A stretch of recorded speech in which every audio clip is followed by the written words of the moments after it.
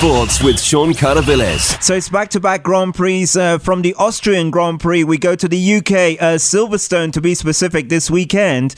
Quite a bit to talk about. Bad news surrounding rallying. Let's talk about all this and speak to the two-time Safari Rally winner and also the owner of Glen Edmonds Advanced Driving, Glen Edmonds. Hi, Glen. Hi, Sean. And wasn't that an interesting Austrian Grand Prix?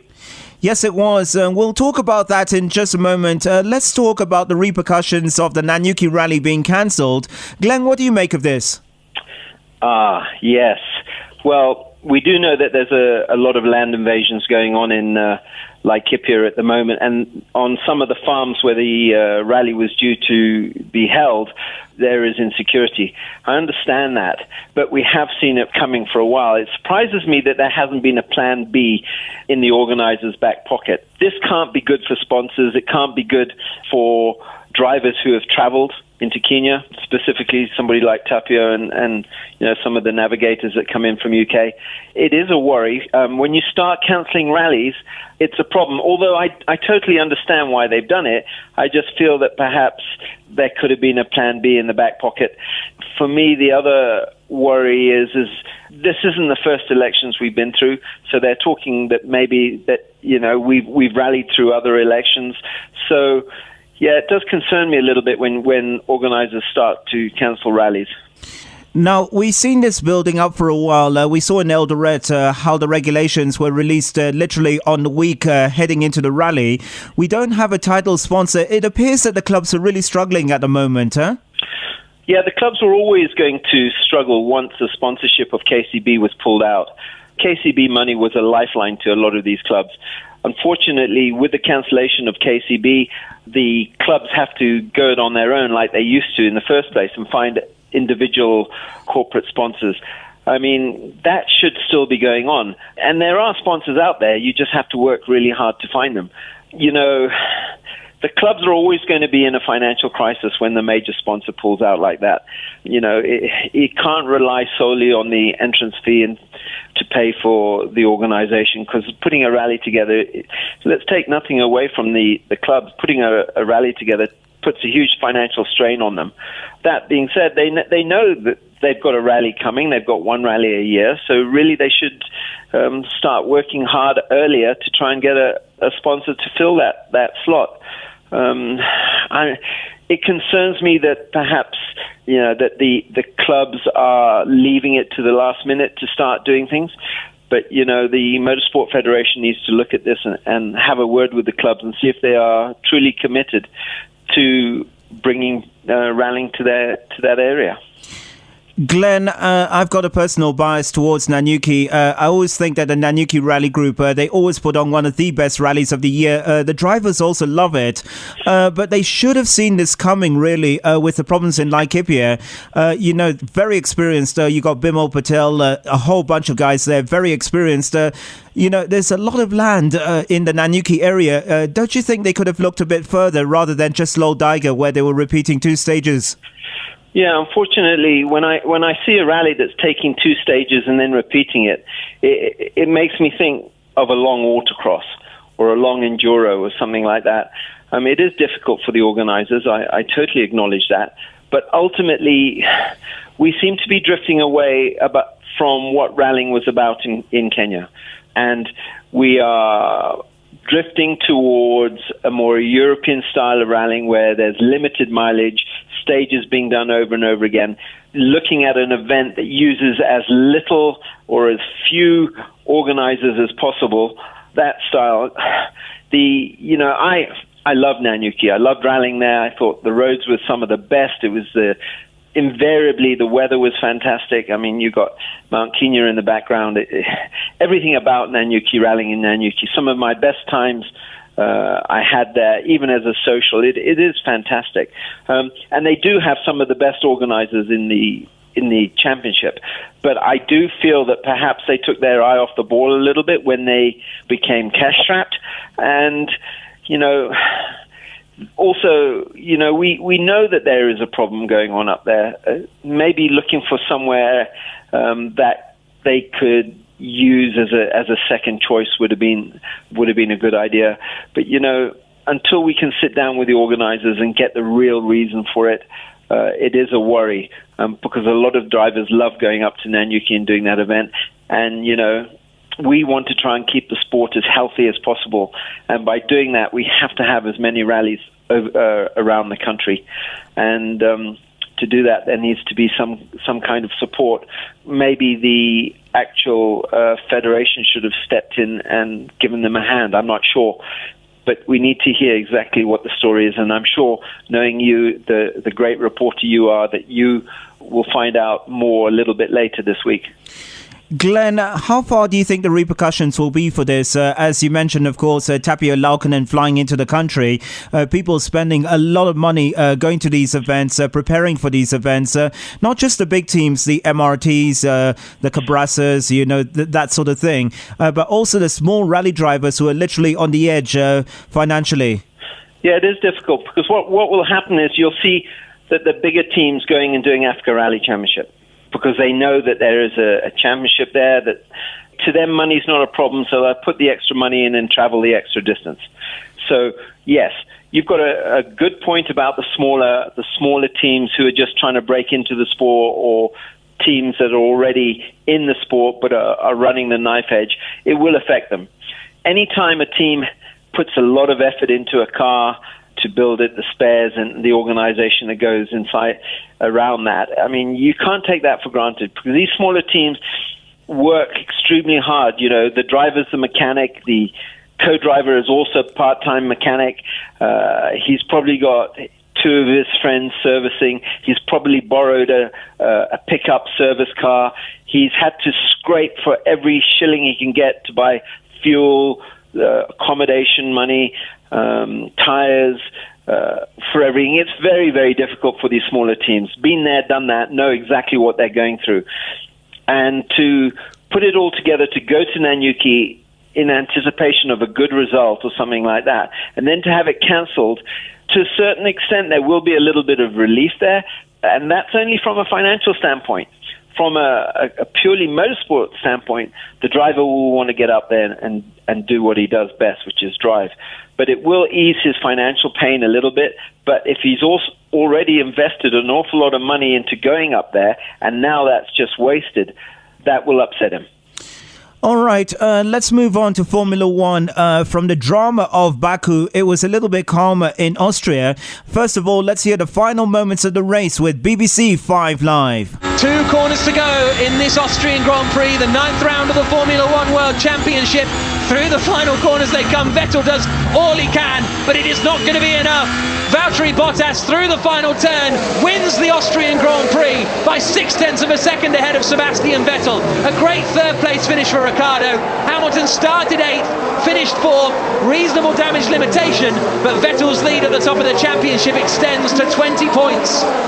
A little thumbs up between Vettel and Bottas as they wave to each other, but it's a victory for Mercedes, a second career win for Valtteri Bottas. Well, in general, Alan, that race wasn't great, but it got quite fun at the end. Yeah, we had sort of 68 laps of posturing and 3 laps of action at the end of it. Valtteri Bottas. Yes, great job, really good job. Yeah, guys. Thank you. That was good. Wow, was amazing. All right, so that was at the Red Bull Ring in Austria. Valtteri Bottas with the win. Glenn, the race, not so much about the drama, but more about what was happening behind the scenes. And it all kind of kicked off from Friday into Saturday when he had to have the gearbox change, Lewis Hamilton. I actually think it started before that. When you looked at the driver, at the attitude within the between Valtteri Bottas and Lewis and Kimi and Vettel, there was a distinct ice in the paddock, that's for sure. That was strictly between the drivers.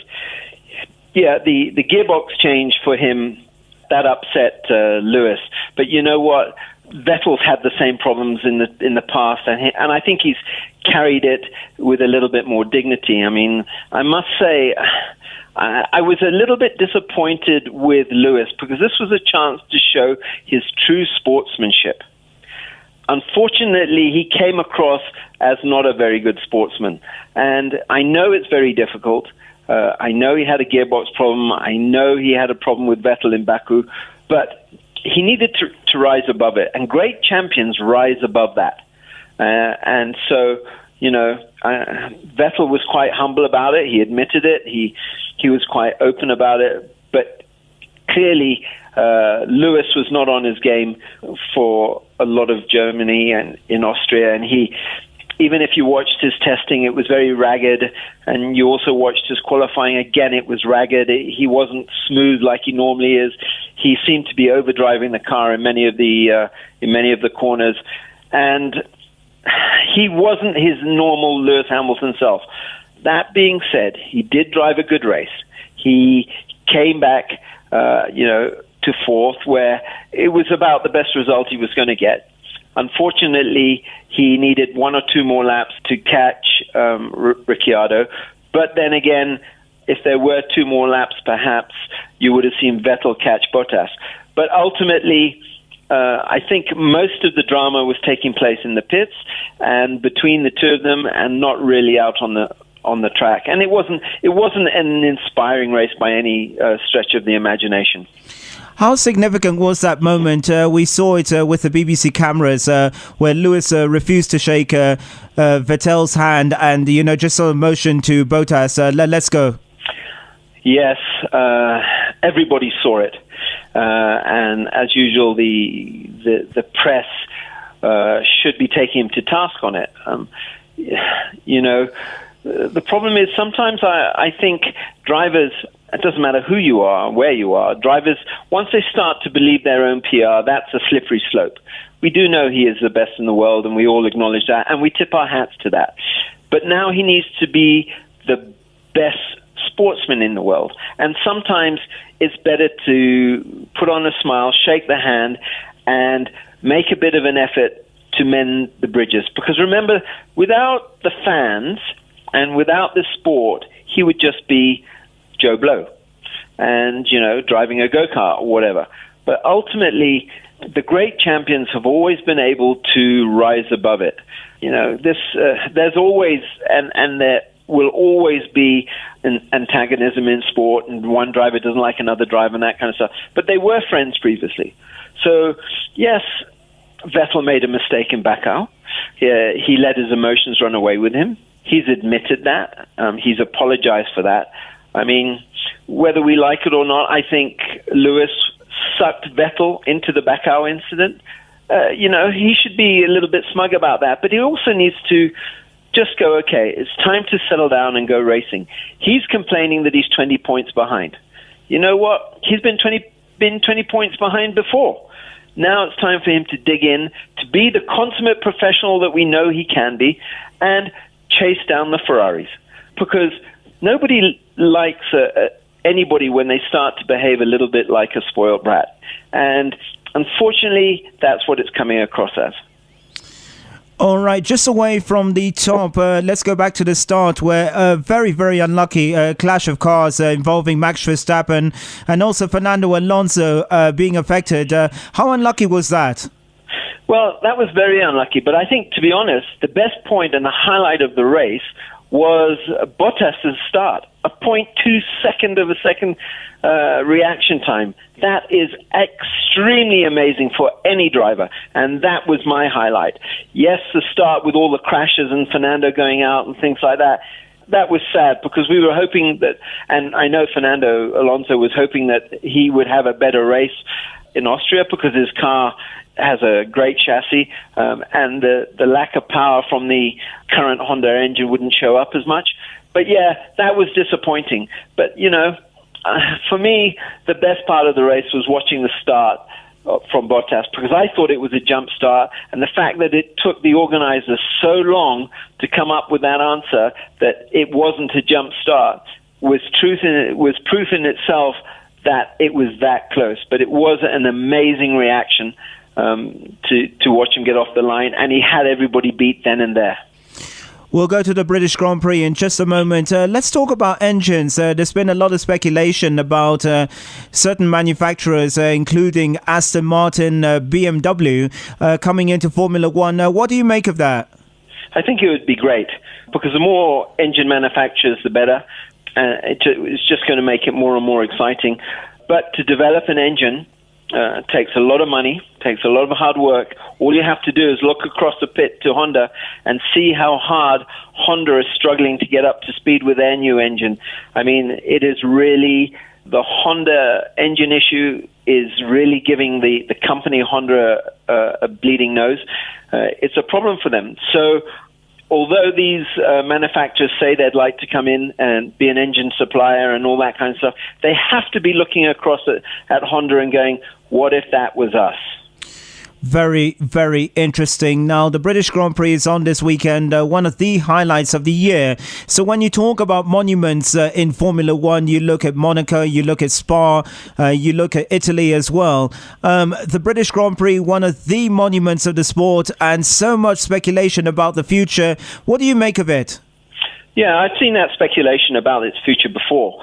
I think if the FIA pull the British Grand Prix, it would be an immense tragedy, especially since most of the teams are based in UK and employ UK workers.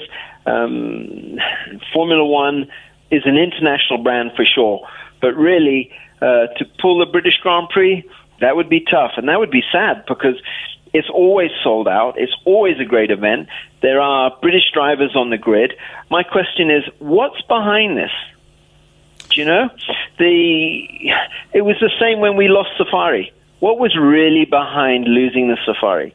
Was it the fact that we owed the FIA 3 million shillings, or was it because somebody else wanted it? Interesting. So what is it with the British Grand Prix? What is it that the British Grand Prix are not doing and the FIA don't like? Yeah, you need to ask that question.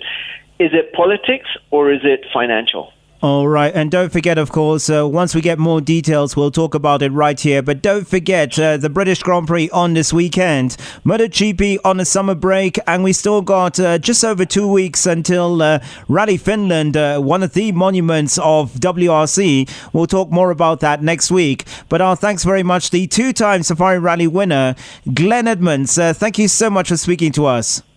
Thanks, Sean, and I'm really looking to the Finnish Grand Prix, as we call the Finland WRC.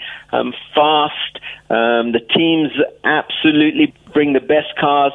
I would say the Finnish Grand Prix has to rank as one of the best WRC events in the calendar. A true drivers' event, and can't wait to watch it. Sports with Sean Caravilles.